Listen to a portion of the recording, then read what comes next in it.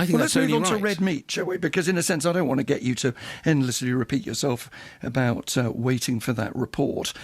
Red meat may not be a phrase that was dreamt up in Downing Street, but Operation Red Meat is a phrase that's being used, and certainly policies have been briefed to the media. So how, for example, will it make a difference if it is Royal Navy ships patrolling the Channel rather than Border Force ships? There will still be laws on the risks of loss of life from people who see themselves as refugees. What difference will it make if it's the Royal Navy in those ships?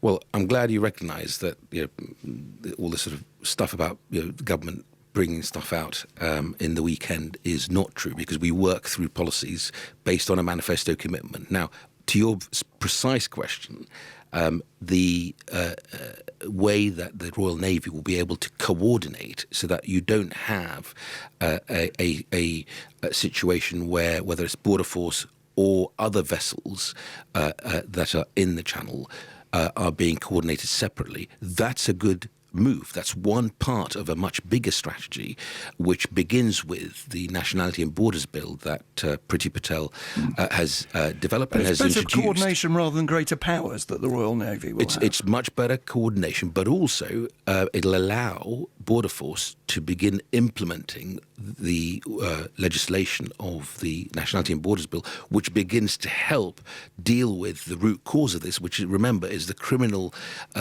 who are exploiting those poor people who are getting on those dinghies. So it is one piece of a bigger strategy of how we deal with this illegal route, whilst making sure there are legal routes for people to claim asylum in our country. I hear you say that it is not the government that is briefing out suggestions that red meat is being thrown to the backbenchers. Nevertheless, on the front page of the Mail on Sunday, repeatedly in the pages of the Mail in recent days, there have been briefings from those close to the Culture Secretary saying that the BBC licence fee needs to be frozen, that the BBC licence fee in the long term has to be abolished.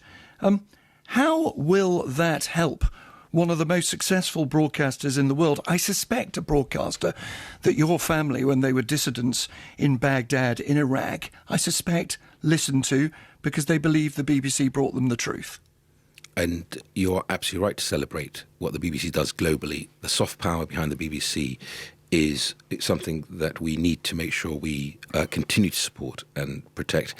The negotiation between the BBC and officials and, of course, the Secretary of State for Culture, Media and Sport have been ongoing. The Secretary of State will make a statement on that. I can tell you, because Tim Davie came to see me when I got the job of Secretary of State of Education, that the work we do, absolutely, the Director General, the work we do with the BBC does on education is incredibly valuable.